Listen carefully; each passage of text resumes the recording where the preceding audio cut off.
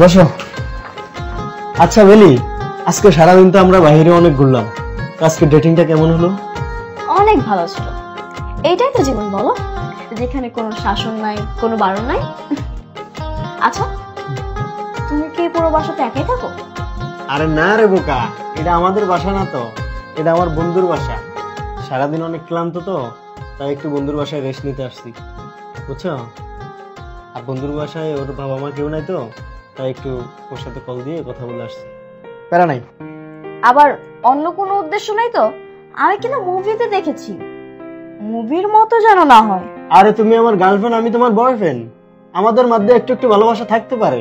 দেখো, তোমার আগেও কিন্তু আমার অনেকগুলো বয়ফ্রেন্ড ছিল, কিন্তু আমি তাদের সাথে ব্রেকআপ করেছি একটা কারণে, কারণ তাদের ক্যারেক্টার লুজ ছিল। আর তোমার যদি ক্যারেক্টার এরকম হয়ে থাকে, আমি কিন্তু তোমার সাথেও ব্রেকআপ করব। আরে না বেলি, আমি এমনটা না তো, আমি তোমাকে কত ভালোবাসি, তোমাকে নিয়ে আমার কত স্বপ্ন।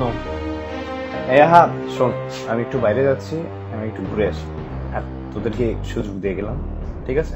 এই আবির, তুই কি ভাবছস আমাদের ক্যারেক্টার এত লুজ? আরে আমি সেভাবে বলছি, তুই একটু টাইম স্পেন্ড কর। আচ্ছা তুই ইয়ে কর, তুই যেহেতু ঘুরতে যাবি, বেলিকে নিয়ে একটু ঘুরে আস। আরে বেলি, তুমি ড্রেসটা চেঞ্জ করে যাও। তুই কি? আমি অনেক টায়ার্ড, বুঝছস, আমি একটু রেস্ট নিই। তুই টায়ার্ড? হ্যাঁ, তো শুয়ে পড়, সমস্যা নাই, আমি বেলিকে নিয়ে ঘুরে আসি। যাও তাহলে। এই চলো বেলি। ড্রেস কি চেঞ্জ করতে হবে নাকি? ওকে, ড্রেসটা চেঞ্জ কর, আসছি। তুই থাক বন্ধু। আচ্ছা ঠিক আছে, যা, রিল্যাক্স, টেক কেয়ার।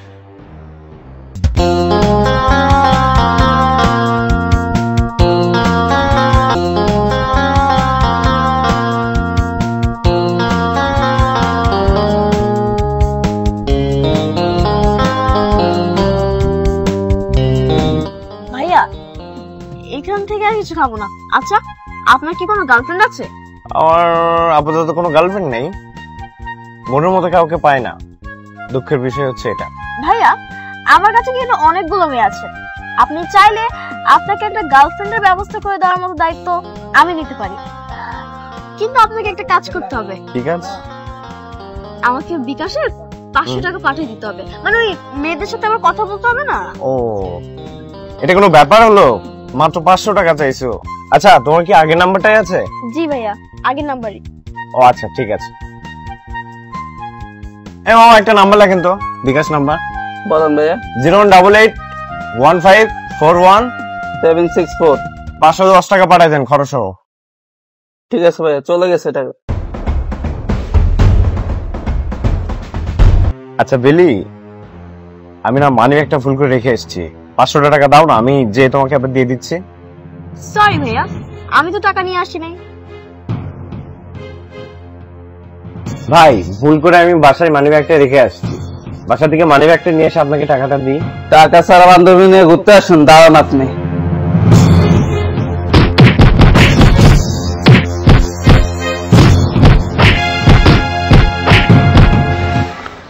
বেলি, তুমি আশিকের ছাত্রী না?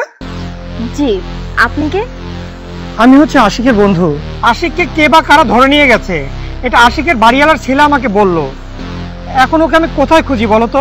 কি জানি, স্যার তো কিছুদিন ধরে আমাকেও পড়াইতে আসে না, জানি না স্যার কোথায় আছে। আচ্ছা, আমি যদি স্যারের বিষয়ে কোনো কিছু জানতে পারি, তাহলে আমি আপনাকে জানাবো। আচ্ছা, তোমাকে ছাড়া কি আশিক আর কোথাও প্রাইভেট পড়াতো? না, আমার জানার মতে স্যার আমাকে ছাড়া অন্য কাউকে পড়াতো না। আচ্ছা শোনো, যাই হোক, আমি একটু থানায় যাচ্ছি, তুমি যদি আশিকের খবর পাও তাহলে অবশ্যই আমাকে জানাবে, ঠিক আছে? ঠিক আছে। আচ্ছা।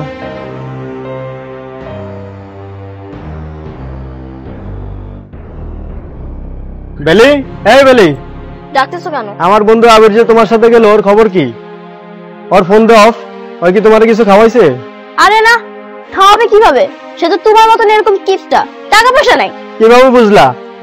আর বলো না, 500 টাকা বিকাশে পাঠাতে বলছি, ওই সামান্য 500 টাকাও পাঠাতে পারলো না। এ থেকে কিপটা আমার কেমন হয় মানুষ? আচ্ছা, আবির এখন কোথায়? বিকাশের দোকানে গিয়ে দেখো, মনে হয় আটকে রাখছে। এখন যাই হোক, তুমি যাও, তোমার সাথে আমি পরে দেখা করবো না। এমনি তোমার বাসায় একটু সমস্যা চলতেছে, আমার স্যারকে নাকি খুঁজে পাওয়া যাইতেছে না। আচ্ছা ঠিক আছে, তুমি তোমার সমস্যা সামলাও, আমি যাই আবিরের কি অবস্থা দেখি। ওকে। স্যার বলছে সুন্দর মানুষ পাওয়া যায়, কিন্তু সুন্দর মনের মানুষ পাওয়াটা মুশকিল।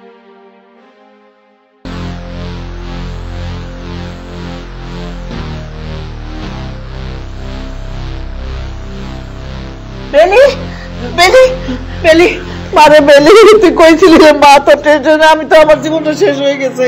কইছিলি মা, তুই কইছিলি? মা আমি তোমার বন্ধুর বাসায় গেছিলাম। বন্ধুর বাসায়? কি তুই তোর বন্ধুর বাসায় গেছ? এইদিকে তোর মায় তোর বিচার না পায়া তোর লজিক মাস্টার রাইন না বাইন্দা রাখতে। মা তুমি আমার স্যারকে তাড়াতাড়ি করে ছেড়ে দাও, তার ফ্রেন্ডরা তো তাকে খুঁজতেছে।